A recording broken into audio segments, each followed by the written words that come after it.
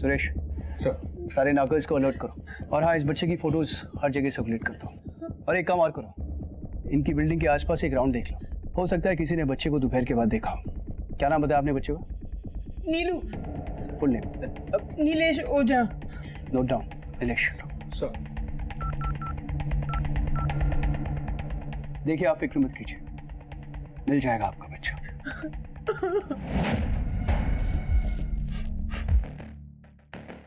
यार है मिंटू, तेरे बाप की गर्लफ्रेंड का क्या हाल है बे? अबे मुनक्की, लिमिट में रहो दोनों, ठीक है? लिमिट में। अच्छा अरे मुंकी मैडम की बेटिया नेहा कुमारी ने ना कुकर्मी करके पूरे शहर में गंद फैला रखा है। असलम खान हैं? कुकर्मी नहीं, असलम खान है तो आखिर तुम्हारी बहन ही नेहा कुमारी। सौतेली। तुमको लिमिट में रहने को बोले हैं, समझ नहीं रहे हो क्या? अबे सच्चाई से कहाँ फालतू के बातें क्या कर रहे हो? अरे भैया काहे उत्पात फैला रहे हो? अरे लड़ने की क्या जरूरत है? रहने को बोल रहे हैं, क्या मार रहे हो भाई? बहन है तुम्हारी। अबे तो भाई तुम्हारी काहे उतावले हो? यहाँ पे साइन कीजिए। वैसे क्या लगता है ये आपका? बेटा है मेरा। ए, इधर आ।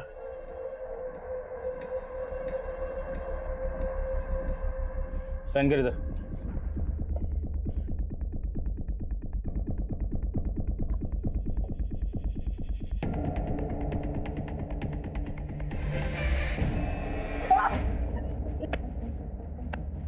निकम में निकल ले, मारा पीटी करके क्रिमिनल बनना चाहता है तू?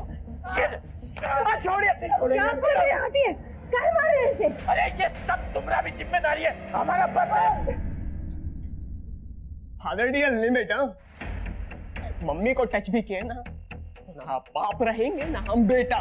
क्या बोला? इज्जत, हाँ इज्जत, बड़ा इज्जत वाले हैं आप। अपनी बीवी को प्रताड़ित आप कर रहे हैं।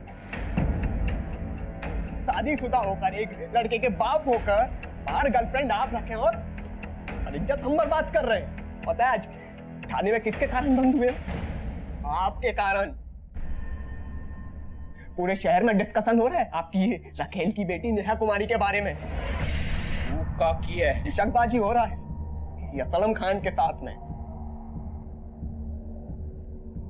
खान साहब से मोहब्बत चल रही है आपकी ये सौतेली बेटी। अब इज्जत कौन दोबारा है? या आपकी सौतेली बेटी या अपना बेटा? बात करते हैं। मिंटू आओ।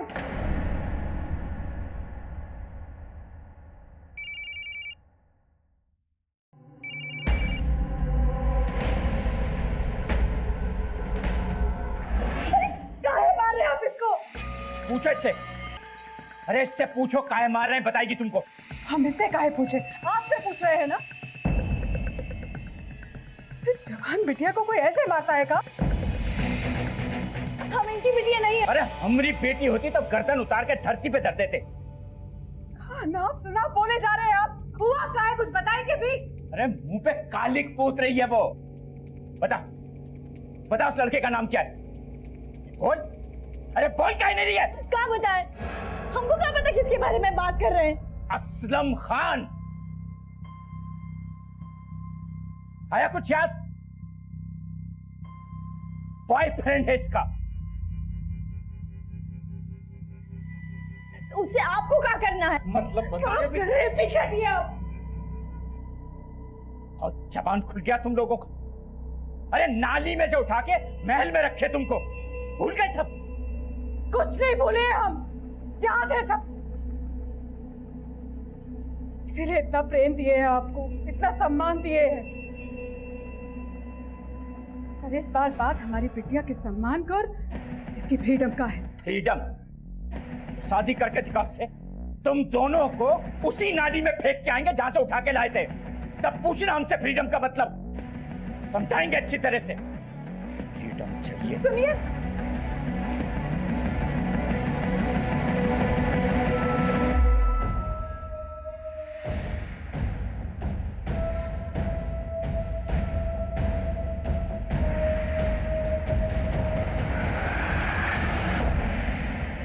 तो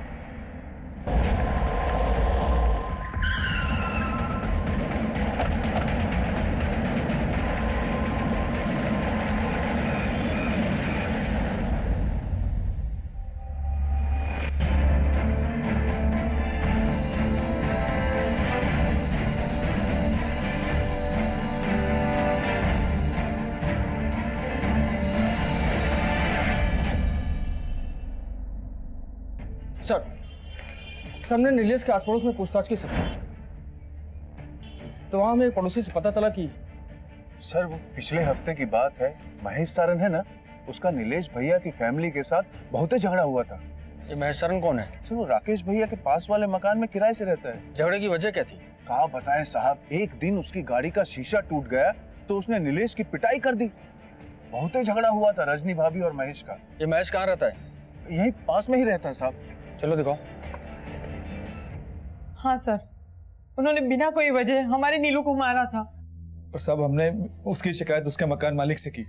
उसने कहा कि इस महीने के आखिरी तक उसे निकाल देगा। सर हम महेश सरन से पूछने गए थे, लेकिन उसके डेरा पर ताला लगा था। सर लगता है महेश सरन ही खुंदस में नीलेश को उठाया है और अब खुद ही गायब हो गया। आपसी रंजिश का मामला लगता है। क्या नाम बताया तुमने उसका? महेश सरन सर। उसके घर पे नजर रखो। सर एक बात और मालूम हुआ, सर नीलेश को लोगों के घर जा जाकर खाने का बहुत आदत था। इस बात को लेकर उसकी माँ का आस पड़ोस में झगड़ा हुआ करता था। बच्चे हैं, करते हैं सब। तुम एक काम करो, स्कूल के गेट से लेकर उसकी बिल्डिंग तक कितने सीसीटीवी है पता करो, उन सबकी फुटेज निकालो। और हाँ, नीलेश अगर उस रास्ते से गया है तो वो जरूर दिखेगा। सर हाँ बोलो। महेश सरन लौटा है। बात करो उससे, पूछो कहाँ था इतने दिन। सर मैं सच कह रहा हूँ सर, मैं जॉब की ट्रेनिंग के सिलसिले में 3 दिन शहर से बाहर था सर। ट्रेनिंग के सिलसिले में या फिर नीलेश की किडनैपिंग के सिलसिले में? सर मेरा नीलेश की किडनैपिंग में कोई हाथ नहीं है, आप चाहें तो। पूछा हमने तेरे मोहल्ले में। उसका नीलेश भैया की फैमिली के साथ बहुत ही झगड़ा हुआ था। उन्होंने बिना कोई वजह हमारे नीलू को मारा था। सबका यही कहना है कि नीलेश तुझे फूटी आंखों नहीं सोता था। क्यों? सर ऐसी कोई बात नहीं है। एक बार नीलेश ने मेरी गाड़ी का कांच तोड़ दिया था, तो मैंने भी गुस्से में आके उसे थप्पड़ लगा दिया। इससे ज्यादा मैंने कुछ नहीं किया सर उसके साथ में। ठीक है, लेकिन हमारी परमिशन के बिना शहर के बाहर मत जाना। देख रहे हो तिवारी साहब? सर ये लोग आपसे कुछ बात करना चाहते हैं।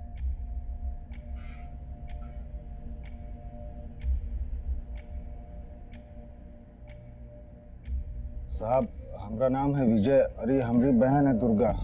साहब हमारे बहनोई गोपाल मिश्रा और भांजा मिंटू 2 दिन से गायब है, कहीं पता नहीं चल रहा साहब। आखिरी बार आप लोग कब मिले थे उनसे? 3:30 बजे घर से निकले थे साहब, बहुत गुस्सा में थे। घर में घुसते ही अलमारी से 20 लाख रुपए निकाले, बहुत टेंशन में थे। कहाँ जा रही है बैग लेके? छोड़िए इसे। मुंह मत चलाना मेरे सामने, बेटा मुंह तोड़ दूंगा।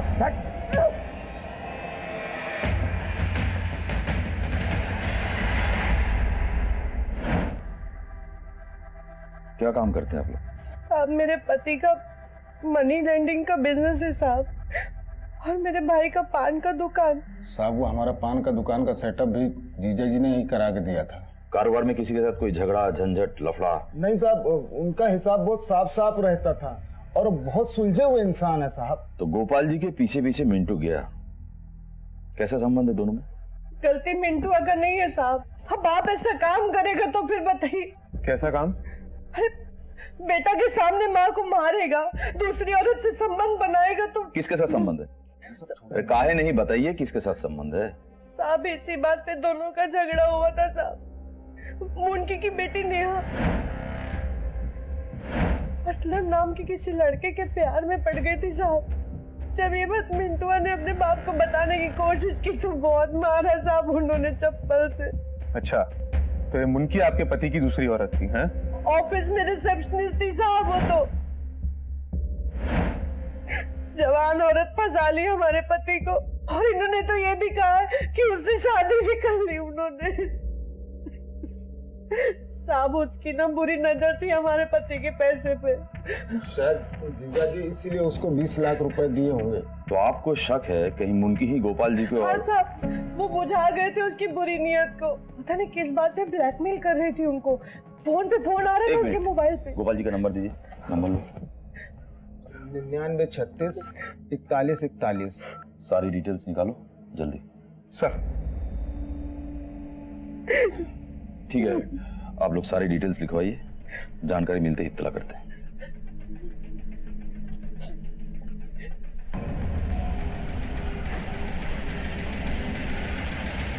गोपाल के ऑफिस में पता कीजिए कि कौन कौन से लोगों को पैसा देने वाले हैं। हो सकता है लेन देन के चक्कर में हादसा हुआ हो। और मुनकी, इससे बात करना होगा। मिंटू की बाइक और गोपाल के कार का सारी डिटेल्स और इन दोनों के फोन के सारी डिटेल्स कंट्रोल रूम को बोलिए, सारे थाने को इन्फॉर्म कर देंगे। सर। थैंक्स। 4 साल की थी नेहा जब गोपाल हमसे ब्याह किए थे। कोई फंसाए नहीं है उनको। अच्छा, तो क्या ये बात सच नहीं है कि नेहा और असलम के बीच में जो रिश्ता था उसके बारे में पता चलने के बाद गोपाल ने आपको अपनी जिंदगी से बेदखल करने की धमकी दी थी?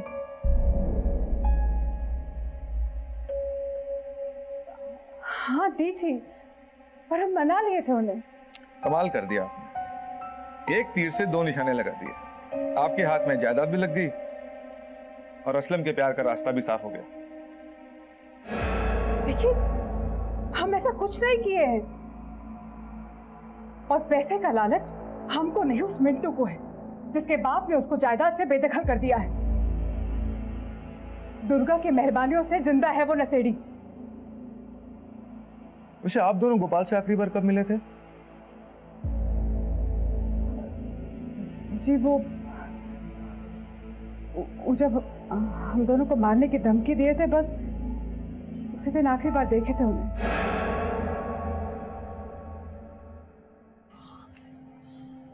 तो आपको लगता है कि मुनकी का गोपाल और मिंटू की मिसिंग से कोई लेना देना नहीं? सर, हमको लगता है मिंटू का 20 लाख पर नियत था, इसलिए बाप के पीछे गया और उसको किडनैप कर लिया। और शायद गोपाल को किडनैप करने का प्लानिंग भी पहले से था, इसलिए अपना फोन घर पर छोड़ कर गया ताकि कोई ट्रेस ना कर सके। और अब खुद पुलिस के डर से कहीं छुपा बैठा। अगर ये प्लान था तो बहुत ही बकवास प्लान था। गोपाल के पीछे मिंटू गया, ये बात सबको पता है, तो पहला शक उसी पे आएगा।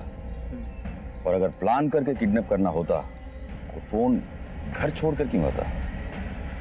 एक फोन इंसान के सारे राज खोल देता है।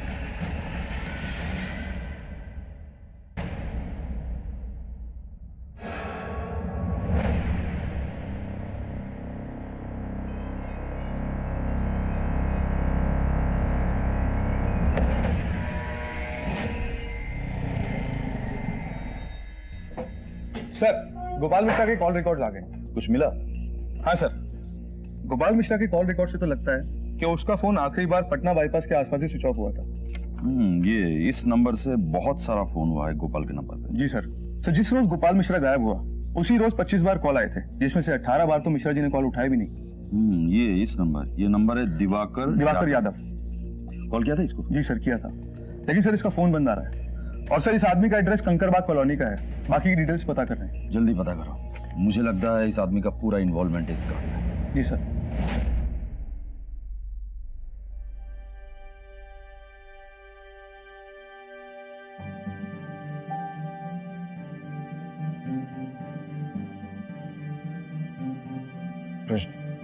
चलो कुछ खा लो। राकेश कहीं से भी लेकर आओ, मुझे उसकी बहुत याद आ रही है। मेरा नीलू।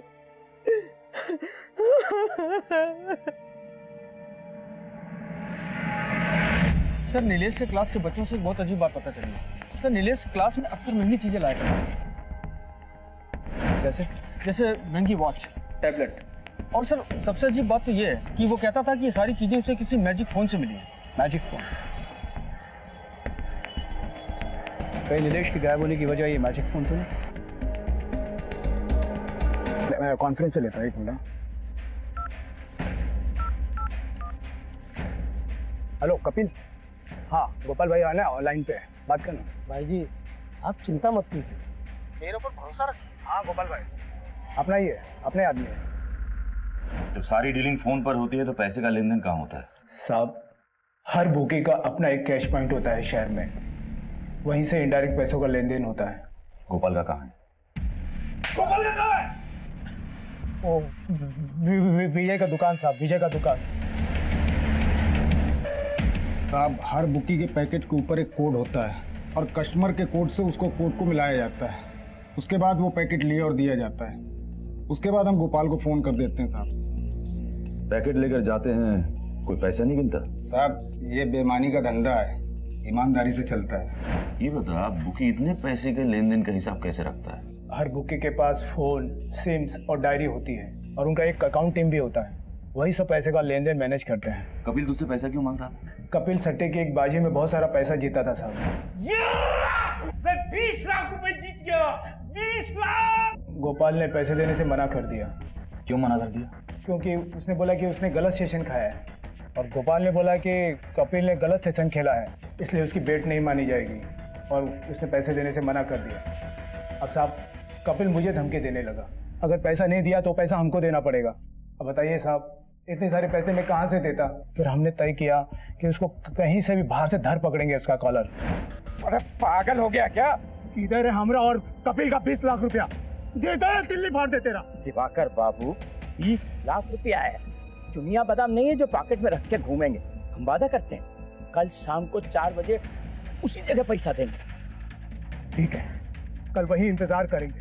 अगर शहर से भागा या कहीं कुछ गड़बड़ किया तो साला तेरा 20 लाख के साथ तेरा जान भी मारेंगे, समझ लेना। फिर हम वहां जाकर 2 घंटे क्या साहब 5 घंटे तक उसका वेट किए, लेकिन मिश्रा नहीं आया साहब। बाद में हमें पता चला कि हमारे जैसे बहुत सारे लोगों ने बैटिंग में पैसा लगाया था और किसी को पैसा वापस नहीं दिया। बताइए साहब, 20 लाख रुपए हम कहाँ से लाते? कपिल तो हमारे जान मार देगा।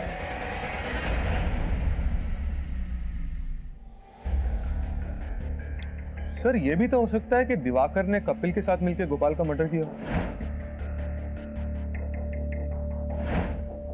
मिलकर क्यों? दोनों अकेले में भी कर सकता है। और लाश कहाँ है? और मिंटू को मारने का इन लोगों के पास कोई कारण नहीं है। सर हमको लगता है कि आप कहीं कुछ इशारा कर रहे हैं। इशारा करने को उम्र चला गया है तिवारी जी, समझने की कोशिश कीजिए।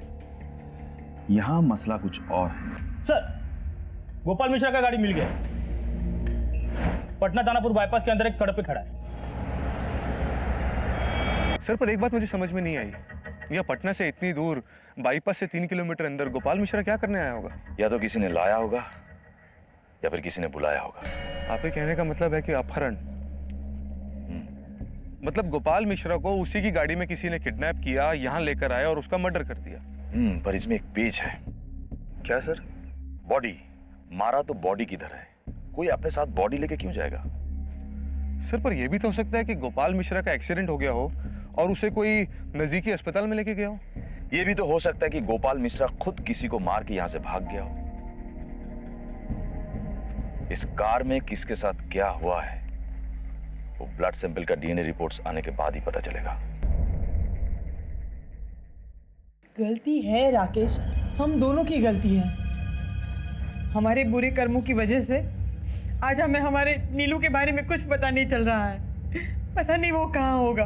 अगर हम उस दिन माँ बेटी को लेकर हॉस्पिटल गए होते ना तो ऐसा नहीं होता। वो दोनों चीजें आपस में जुड़ी हुई है, तुम समझ नहीं रहे हो। राकेश मुझे लगता है कि हमें जाकर उस माँ बेटी को मिलना चाहिए। तुम चलो ना प्लीज, हम उनको मिल के आते हैं। रजनी कहाँ ढूंढेंगे हम उन्हें?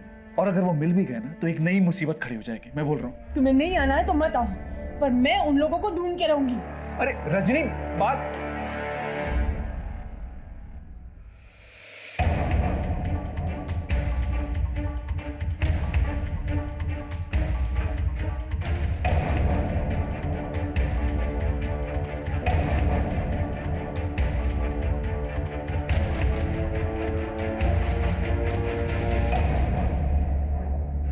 हम उस दिन के लिए बहुत शर्मिंदा हैं। हमें आप लोगों को ऐसे छोड़ के नहीं जाना चाहिए, हॉस्पिटल लेके जाना चाहिए था। गरीब का हालत तो ऐसा ही होता है। वो तो भगवान ने बचा लिया, 18 टाका लगाए माथा में, मरी जाती नहीं तो। यकीन मानिए उस दिन से एक रात भी चैन की नींद नहीं सो पाए हैं हम। हमारे परिवार की तरफ से हम माफी मांगते हैं, प्लीज हमें माफ कर दीजिए। एक बात पूछे आपसे, आपको हमारी बेटी के बारे में कुछ पता है? बेटा? कौन बेटा? हमारा बेटा नीलू।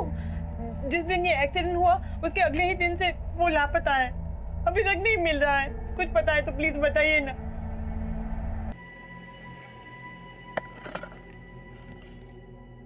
सर यहाँ कुछ भी नहीं है। काय बॉडी बोल। साहब हम यही दफनाए थे, हम अपना बेटा को नहीं मारे, गलती से। दिन भर गली मोहल्ला में दौड़ता रहता था, एक और अक्षर नहीं पढ़ता था, 3 बार एक के क्लास में फेल हुआ। कल उसको बोले हम कि घर जल्दी जाकर पढ़ने बैठ जाना, तो हमसे बहस करने लगा। बस हमारा माथा घूम गया। बगल में डंडा पड़ा था, उठा के 4 ठो मारे और मार के उसको कोठरी में बंद कर दिया। फिर रात में हम उसको खाना देने गए तो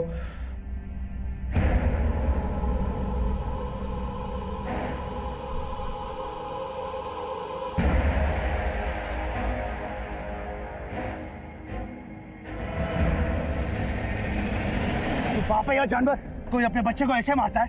हाँ? तू जानता है ना, बच्चों को मारना कानूनी जुर्म होता है। काय बॉडी बोल। अब यही दफनाए थे साहब, पता नहीं कौन खोद के ले गया। ले जाओ जाए।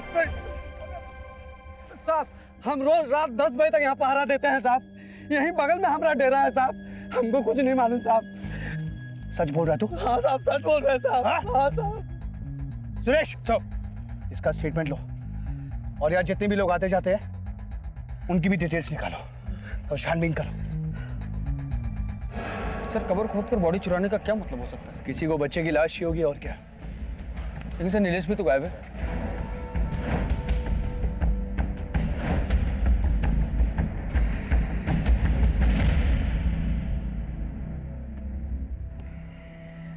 दिवाकर ने कहा कि गोपाल उसे पैसा देने 11 तारीख शाम को उस फ्लैट पर आने वाला था।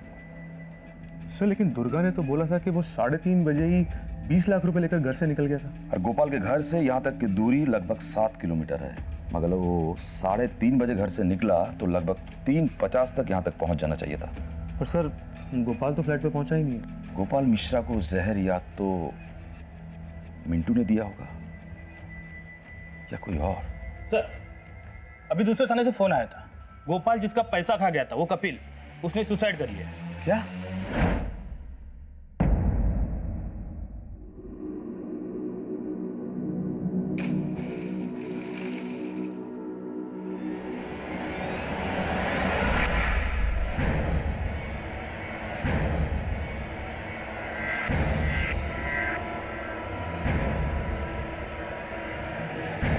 इसकी लाश को सबसे पहले? सर मैंने देखा। एक महज सनक या बदला लेने का एक घिनौना तरीका। नीलेश के गायब होने के बाद उसी के हम उम्र बब्बन की लाश का गायब होना, हम दोनों केसेस में एक लिंक को ढूंढने की कोशिश कर रहे थे। और इससे पहले हमारी इन्वेस्टिगेशन एक डायरेक्शन में पहुंचती, हमारे सामने एक और घिनौना केस आया जिसके बारे में हमने सोचा भी नहीं था।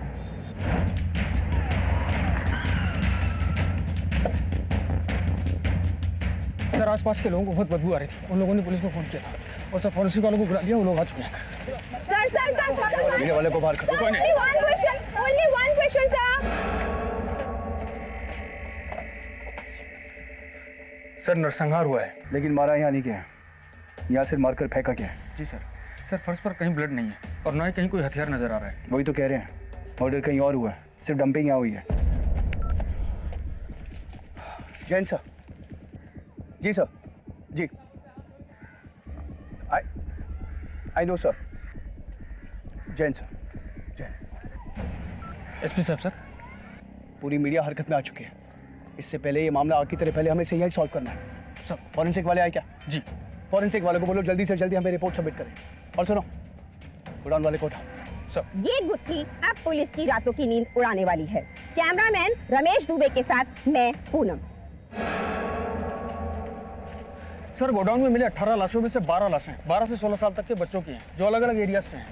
मतलब साफ है, अलग अलग जगहों से लाशों को उठाकर एक जगह डंप कर दिया गया। सर इनमें से कुछ की तो मिसिंग कंप्लेंट्स हैं और कुछ लाशों को शमशान और कब्रिस्तान से चुराया गया है। सर शमशान और कब्रिस्तान, जैसे बबन की लाश को चुराया गया था। जी। लेकिन फिर उसकी लाश को पानी में क्यों फेंका गया, मुझे कुछ समझ नहीं आया।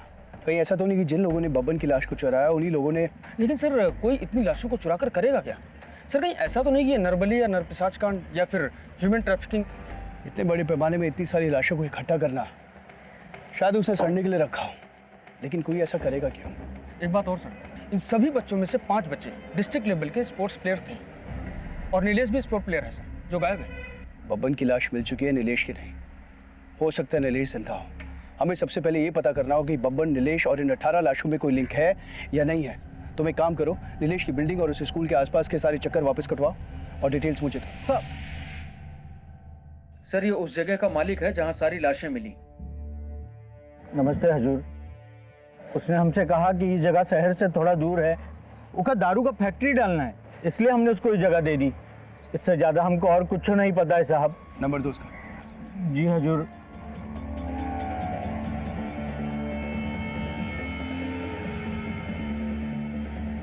डायल करो सर।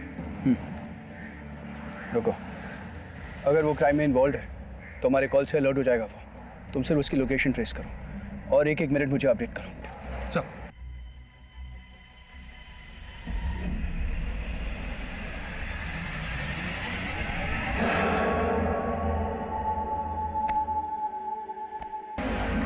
ओके, अच्छा, ठीक है, ठीक है।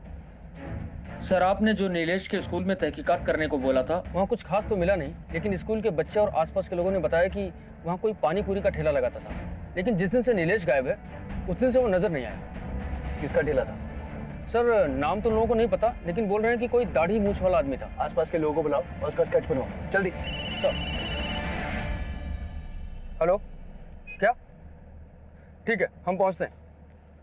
सर, कांची तालाब के पास कोई लाश मिली है। ड्राइवर, कांची तालाब।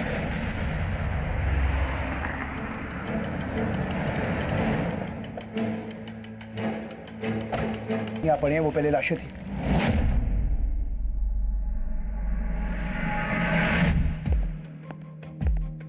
सर। यस सर, आपने जो फॉरेंसिक रिपोर्ट मंगवाई थी गोपाल और मिंटू के केस में, वो आ गई है। खून में एकोनाइट नाम का जहर मिला है और इस रिपोर्ट के मुताबिक 5 ग्राम जहर दिया गया है। 5 ग्राम एकोनाइट एक आदमी को 20 से 25 मिनट में मार सकता है और किसी नशीले पदार्थ में मिलाकर दिया जाए तो 10 से 15 मिनट ही काफ़ी है। अच्छा, जो कॉल डिटेल्स निकालने के लिए बोला था, निकाला? Yes sir.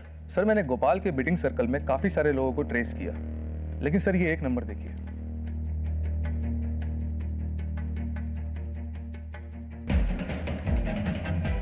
बुला उसको। सर।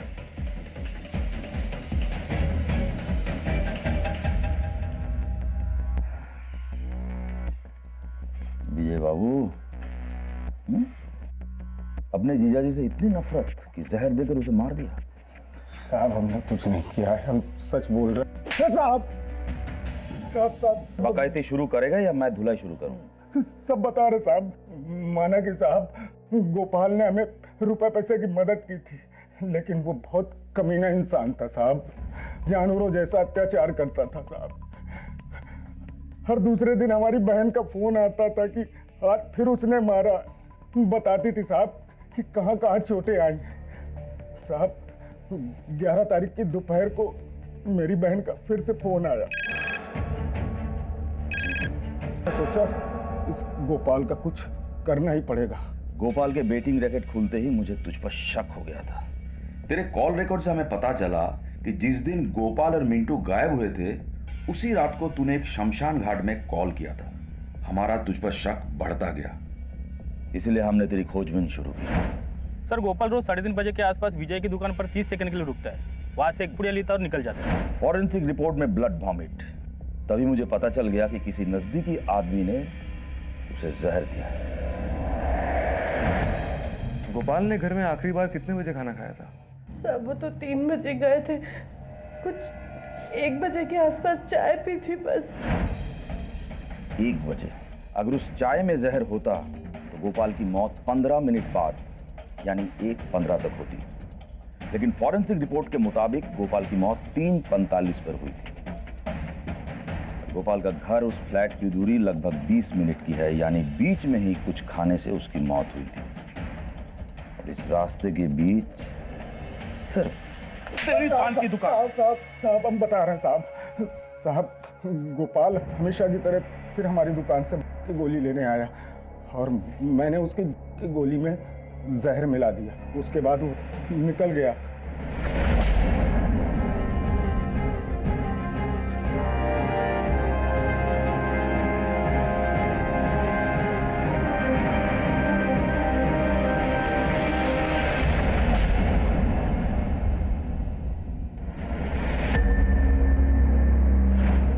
और मैंने देखा कि गोपाल का बेटा मिंटू उसका पीछा बाइक से कर रहा है। गोपाल की गाड़ी आगे जाके रुक गई और तब तक उसका बेटा मिंटू वहां पहुंच गया और उसके नोटों से भरे बैग को छीनने लगा। दोनों में हाथापाई होने लगी। उसी दरमियान गोपाल को खून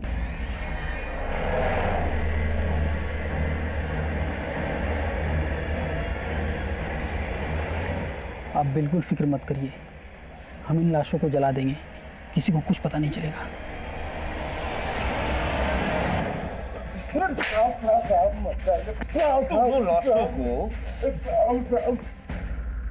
बिना अंतिम संस्कार के जला दी। ले जाओ इसको अंदर। अच्छे से लड़ाई करना है इसकी। ले इसको।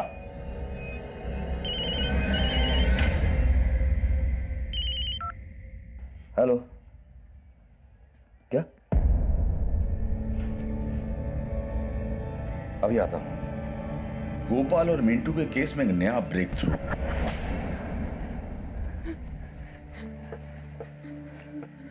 गोपाल जी, ये तो हमारे मिंटू की टी शर्ट है। मिंटू,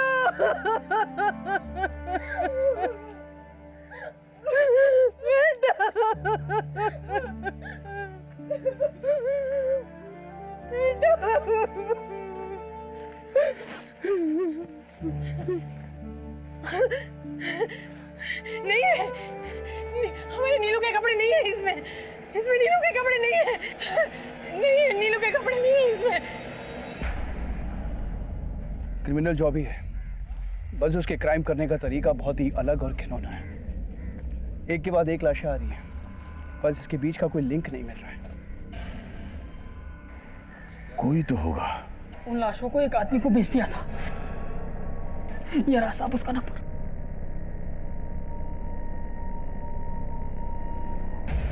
ओके, ठीक है, ठीक है। सर, गोडाउन वाले ने जो नंबर दिया था वो किसी बाबू मंडल के नाम पर रजिस्टर्ड है। वो नंबर काफी टाइम से बंद था, लेकिन अभी 5 मिनट पहले ही एक्टिव हुआ है। ये रहा वो नंबर सर। हम रोज रात 10 बजे तक यहाँ पहरा देते हैं साहब। यहीं बगल में हमारा डेरा है साहब। सुरेश सर, वो जो ग्रेवयार्ड का सिक्योरिटी गार्ड था, उसकी कॉल डिटेल्स दिखाओ। सर जल्दी।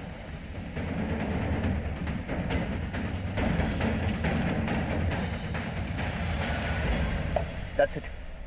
नीलेश और बबन के मिसिंग के पीछे इस आदमी का हाथ है। रखो ये। हेलो। हेलो, मैं अविनाश सिंह बोल रहा हूँ। हाँ, मैं आपको एक नंबर भेज रहा हूँ। जी।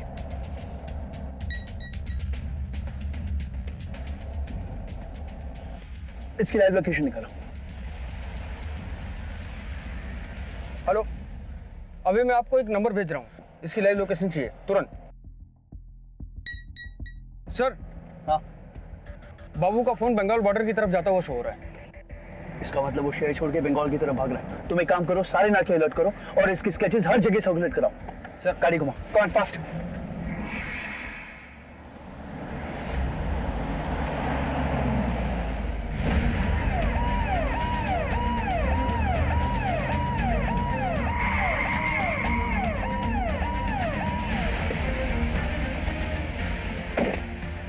नीचे उतर, नीचे उतर।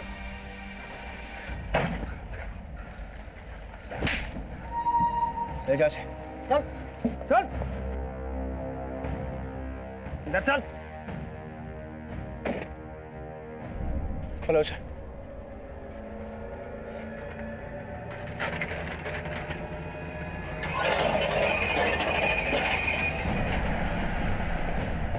इसमें तो नीलेश नहीं दिख रहा है।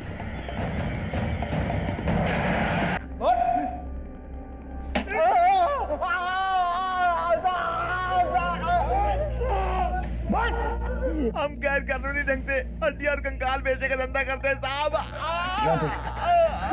आगे साहब, हर साल इंडिया से 20 से 25 हजार लाशें विदेशों में भेजी जाती है साहब, खासकर पड़ोसी देशों में। कहाँ से मिलती है हड्डियाँ? कहाँ से मिलती है हड्डियाँ? कभी कब्रिस्तान से, कभी शमशान घाट से साहब, कभी अस्पताल की लावारिस लाशें साहब। हमें जब भी लाशों की जरूरत होती साहब, हम इन सब जगहों में जाते और वहाँ के मैनेजर और नर्स, कंपाउंडर गार्ड सब हमसे मिले होते साहब। 500 से 2000 रुपए में बेच देते हैं लाशें। साहब कई बार हड्डियों के लिए लोगों को मार भी देते हैं। साहब कारण होता है साहब, कारण होता है साहब। 12 से 15 साल तक के जो बच्चे होते हैं ना साहब, स्वस्थ बच्चे, उसके स्केलेटन की ज्यादा डिमांड होती साहब, खासकर विदेशों में। स्वस्थ बच्चे को मारना मुमकिन नहीं होता ना साहब, तो एजेंट हमें 4 गुना ज्यादा कीमत दे देते हैं। बॉडी को डालता है, बोल बॉडी को डालता है। साहब बॉडी को डिकम्पोज करने के लिए साहब या तो एसिड में डाल देते हैं या नदी में मछली को खाने के लिए छोड़ देते हैं साहब। जब उसका मांस निकल जाता है तो ढांचा निकाल लेते हैं।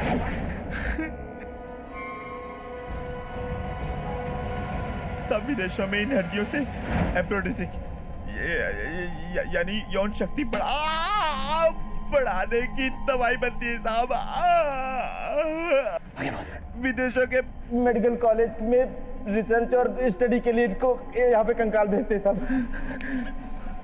नीलेश की बॉडी मुझे अभी तक मिली ना, उसके कपड़े। मैं उम्मीद कर रहा हूँ कि नीलेश अभी तक जिंदा है। हमें एक हेल्दी टीनेज लड़के के स्केलेटन की रिक्वायरमेंट आई थी, उसके लिए एजेंट बहुत सारे पैसे देने को भी रेडी था। अच्छा ये बताओ, सबसे तेज कौन भाग सकता है? नीलू। हाँ, फिर मैंने मौका पाकर जब नीलू पानी पूरी खाने आया,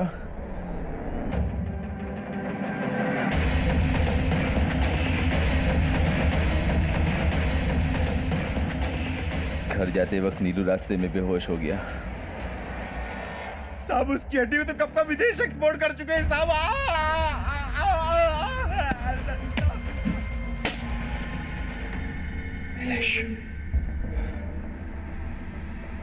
नीलेश को तो हम बचा नहीं पाए, लेकिन इस बात की तसल्ली है कि बोन रैकेट चलाने वाले खतरनाक अपराधियों को हमने पकड़ लिया। इस केस का मुख्य आरोपी बाबू मंडल और उसके साथियों को नीलेश और उसके जैसे कई बच्चों को मारने और उनकी हड्डियों का गैर कानूनी व्यवसाय करने के जुर्म में कड़ी से कड़ी सजा दी गई। विजय और हामिद, उन्होंने अपना एक अपराध छुपाने की कोशिश में एक बड़े अपराध में सहयोग दिया और उसकी उन्हें कड़ी से कड़ी सजा दी गई।